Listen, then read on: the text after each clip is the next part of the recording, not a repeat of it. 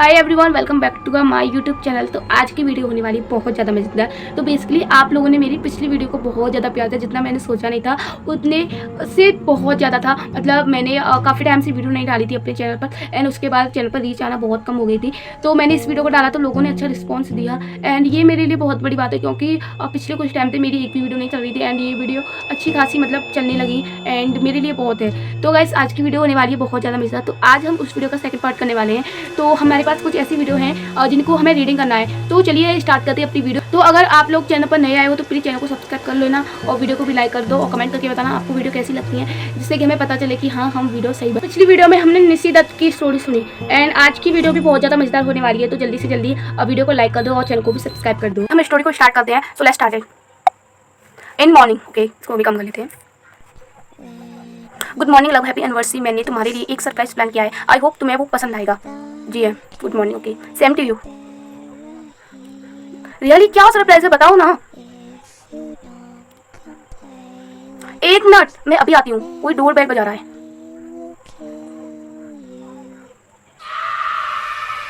Oh my God, you are so sweet. Thank you so much. तुम्हें rose पसंद है ना, तो मैंने सोचा कि आज का दिन तुम्हें कुछ करने से ही स्टार्ट किया जाए। I love so much. I love you too. Okay, but मैंने तुम्हारे लिए कुछ प्लान नहीं किया है। एक्चुअली मैं तुमसे नाराज हूँ। तुमने प्रॉमिस किया था कि तुम हमारी रिलेशनशिप की एनिवर्सरी आने से पहले अपनी वाइफ को हमारे बारे में बता दोगे और डिवोर्स प्रोसेस स्टार्ट कर दोगे। I think this is the affair. Okay, I am sorry सानू। मैं जानता हूँ कि तुम चाहती हो हमारा रिलेशनशिप ऑफिशियली हो, बट मुझे भी तो सब सोच समझ कर करना था ना, ताकि आगे चलकर मुझे डाइवोर्स और मेरी बेटी की कस्टडी पाने में कोई दिक्कत ना हो। हाँ, लेकिन तुमने कहा था ना कि तुम आज का दिन आने से पहले अपनी वाइफ को छोड़ दोगे और सबको मेरे बारे में बता दोगे। वही तो तुम्हारा सरप्राइज है। व्हाट? मैंने मेरी वाइफ को हमारे बारे में बता दिया है। यही नहीं, डिवोर्स पेपर भी बनवाकर उसे दे दिया है। मैं तंग आ गया था उससे। उससे अलग हो जाना ही मेरे लिए बेटर है। अब सिर्फ तुम, मैं और ढेर सारी खुशियाँ।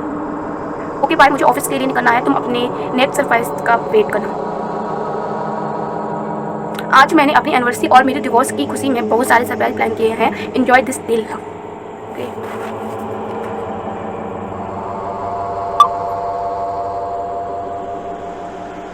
In afternoon. Oh my God, I can believe this. तुमने मेरे लिए एंगेजमेंट की है। तुम्हें अच्छी लगी ना? हाँ, बहुत महंगी होगी ना। हाँ, एक्सपेंसिव तो है, लेकिन जो तुम्हारे लिए कुछ भी। तुम्हारी वाइफ तुमसे झगड़ा तो नहीं करेगी ना? इसको लेकर मैं बता रही हूँ, इस बार मैं ये रिंग वापस नहीं करूँगी। मुझे याद है जब पिछली बार तुमने एक्सपेंसिव शूज लाए थे, वो मुझे वापस करने पड़े थे, क्योंकि तुम्हारी बीवी ने तुमसे पूछा कि इतना खर्चा कहाँ हुआ, और तुम जवाब नहीं दे पाए। It's all right. आज के बाद सृष्टि को मुझसे झगड़ा करने की कोई वजह नहीं मिलेगी। मैंने उससे सब कुछ बता दिया। आज सब कुछ क्लियर हो गया है। 100% श्योर हूँ कि मुझे लाइफ से क्या चाहिए। Thank you so much for ring.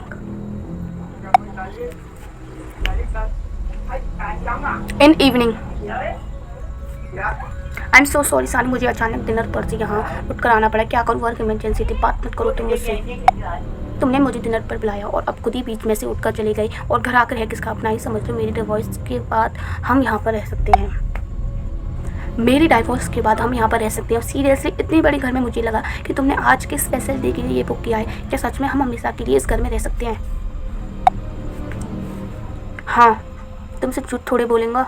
झूठ बोलने में तो तुम एक्सपर्ट हो। 1 साल से सृष्टि से तो झूठ ही बोली रही ना। हाँ, सानिया प्लीज़ इसके बारे में बात नहीं करते हैं ना। हाँ, लेकिन अब जब तक तुम वापस नहीं आ जाती मैं क्या करूँ? यहाँ आसपास तो कुछ है भी नहीं, सिर्फ जंगल है। वैसे फ्यूचर में यहाँ रहना आसान नहीं होगा, लेकिन नौकच्चा कर रख लेंगे कंपनी के लिए, जैसा तुम चाहो। बाकी अभी तुम डिनर एंजॉय करो, मैं 1 घंटे में वापस आ जाऊँगा। हाँ, वैसे तुम खाना बहुत अच्छा बनाते, thanks. Half an hour later. लेकिन नौकर, ओके ठीक है। हाँ, वैसे तुम खाना बहुत। अरे कॉल क्यों नहीं रिसीव कर रही हो? प्लीज़ कॉल उठाओ, यहाँ कुछ गड़बड़ है। अरे मैं एक काम में फंसा हुआ हूँ अपने बॉस के साथ। क्या हुआ? घर में कोई घुस आया है। जब मैंने दरवाज़ा खोलने की आवाज़ सुनी तो मुझे लगा तुम हो, इसलिए मैंने ध्यान नहीं दिया। लेकिन जब मैंने पलट कर देखा, वहाँ कोई सर से पैर तक काले कपड़े में पहने हुए था। उसके हाथ में कुल्हाड़ी थी। उसने मुझ पर वार करने की कोशिश की, लेकिन मैं उससे धक्का देकर वहाँ से भागी। व्हाट? तुम ठीक हो ना? कहाँ हो तुम अभी? मैं अभी वहाँ पहुँच रहा हूँ।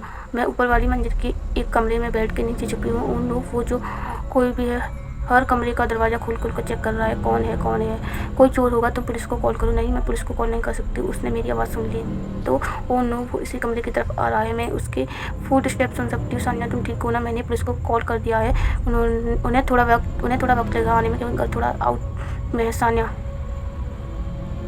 वो अंदर आ रहा है। सान्या, ओ माय गॉड, तुम ठीक हो ना? मैं कुछ देर में पहुंच जाऊंगा वहाँ, तुम जहाँ हो वहीं पर रहना, बाहर मत आना। किस रूम में हो तुम? आंसर मी प्लीज़, क्या हुआ? अभी इसमें क्लिपिंग आ रही है यार। ये इंटर्डर तुम्हारी वाइफ है क्या? सृष्टि है जो तुम्हें मारने की कोशिश कर रही है। हाँ, जब वो कमरे में आई थी उसने अपना मास्क नीचे किया था, मैंने उसका चेहरा देखा। तुम्हारी बीवी मुझे मारना चाहती है, वो शायद वो बदला लेना चाहती है। उसको लग रहा होगा कि तुम हमारे डिवोर्स की वजह हो, इसलिए तुम्हें मारने की कोशिश करी है। तुम जहाँ हो उसी रूम में वहीं रुको। किस रूम में हो तुम? मैं तो वहाँ से भाग आई हूँ। उसने बेड के नीचे चेक नहीं किया था और कमरे से बाहर निकल गई। वो जैसे ही अगले कमरे में गई, मैं उसके पीछे से घर से बाहर भागी, लेकिन अब मैं जंगल में हूँ और मुझे नहीं पता किस तरफ जाऊँ। बहुत अंधेरा है। This is the jungle pick. What? तुम घर से बाहर आ गई जंगल में? इतनी रात को वहाँ जंगली जानवर होते हैं, वहाँ बहुत खतरा है। और घर में तुम्हारी साइको बीवी है, अगर मैं उसे मिल गई वो मुझे मार डालेगी। मैं क्या करूँ? यहाँ जंगल में मुझे कुछ दिखाई नहीं दे रहा। तुम जहाँ हो वहीं रुको, मैं बस पहुँच रहा हूँ। तुम्हें कितना टाइम लगा? मैं स्पीड में गाड़ी चला रहा हूँ, फिर भी 15 मिनट तो लगे ही। ओ नो, क्या हुआ? अभी एक सांप मेरे पैर को टच होकर निकला। मैंने कहा था ना कि जंगल में बहुत खतरा है। तुम वापस घर में जाओ, वहाँ एक कमरा है, वहाँ तुम्हारी पागल बीवी आती। मैं क्या करूँ? तुम मेरी बात सुनो। घर में एक कमरा है जिसका दरवाजा इलेक्ट्रॉनिक है, वो सिर्फ एक पासकोड से ही खुलता है और बंद होता है। तुम उसमें छिप जाना, जब मैं और पुलिस वहाँ है तब तक बाहर मत निकलना। पासकोड, ओके, ये this is the passcode. Okay, मैं जा रही हूँ। और संभल कर जाना, अगर उस कमरे में जाने से पहले सृष्टि ने तुम्हें देख लिया तो। नहीं, ऐसा ना ही हो, बस थोड़ी देर और। अभी पता नहीं यार इसमें क्या होने वाला है। मैं उस कमरे में आकर चुप गई हूँ। सृष्टि तो मुझे दिखाई ही नहीं दी, शायद वो मुझे ढूंढते हुए बाहर निकल गई। यहाँ फिर भी तुम उस कमरे में ही रहना, बाहर मत आना।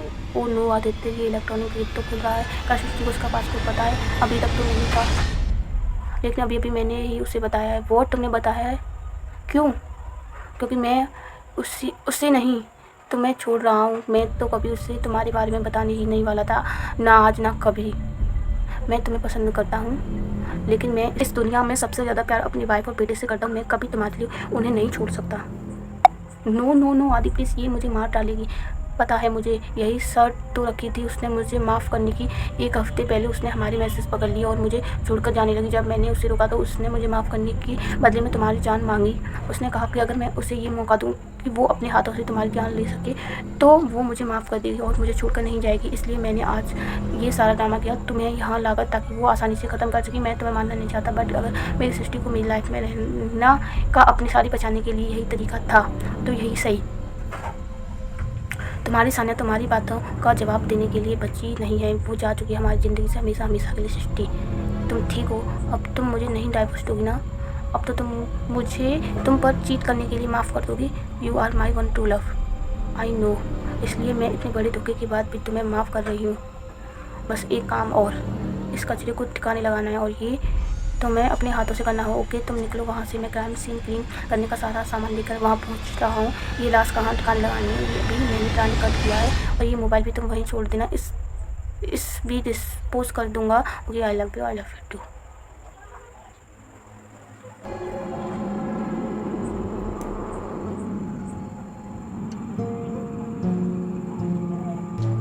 जानती हूँ सारा काम सही से हुआ है ना? अरे यू श्योर कि पुलिस हम तक नहीं पहुँच पाएगी? आई एम श्योर पुलिस को ढूंढने पर भी उसके और हमारे बीच कोई कनेक्शन नहीं मिलेगा।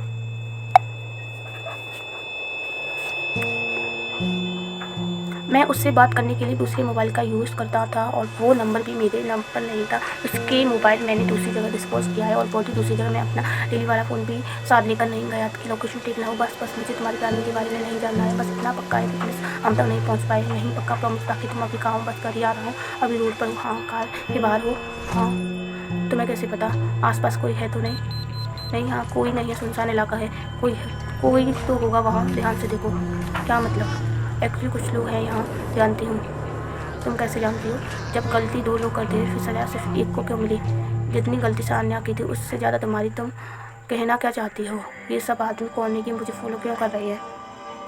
मैंने उस लड़की को अपने हाथों से मार डाला, लेकिन तुम्हें मारने की हिम्मत मुझ में नहीं है, इसलिए प्रोफेशनल किलर का सहारा लेना पड़ा। तो पर ये लोग तुम्हारे मर्डर को रॉबरी के जैसे सेटअप करेंगे और किसी को शक मुझ पर नहीं होगा। और चिंता मत करो, हमारे बेटे को मैं यही बताऊंगी कि तुम एक अच्छे फादर थे। तुम्हारी घटिया हस्बैंड होने के बारे में किसी को तो नहीं बताऊंगी। Good bye. तो गाइस इस स्टोरी से मैं यही चीज़ बोलना चाहूँगी कि अगर आप एक रियल रिलेशनशिप में हो एंड आपका पार्टनर आपके ऊपर अपनी जान से ज़्यादा ट्रस्ट करता है तो प्लीज़ उसके ट्रस्ट को मत तोड़ना, वरना आपका भी अंजाम सानिया जैसा होगा। मतलब उन दोनों के बीच में आई, गलती तो उसकी भी थी बट उसको भी इस चीज़ के लिए भुगतना पड़ा। उसने क्या सोचा था कि मैं अपनी लाइफ इतनी अच्छी तरीके से जीऊँगी एंड उसके ट्रस्ट को उस इंसान ने तोड़ दिया। उस इंसान की वजह से उसकी ज़िंदगी गई। तो मैं यही बोलना चाहूँगी कि आप ऐसे रिलेशनशिप में मत आना जो पहले से हुआ हो, किसी भी हस्बैंड वाइफ के बीच में मत आओ, क्योंकि वो उनका पर्सनल मैटर होता है। हम कभी भी किसी के बारे में नहीं बोल सकते और देखो दुनिया में लड़कों की कमी थोड़ी ना है, सो इस तरह से हम किसी की पर्सनल लाइफ में इंटरफेयर करें। एंड अगर आपको ये वीडियो पसंद आए तो प्लीज़ वीडियो को लाइक करना, चैनल को सब्सक्राइब करना और thank you for watching this video.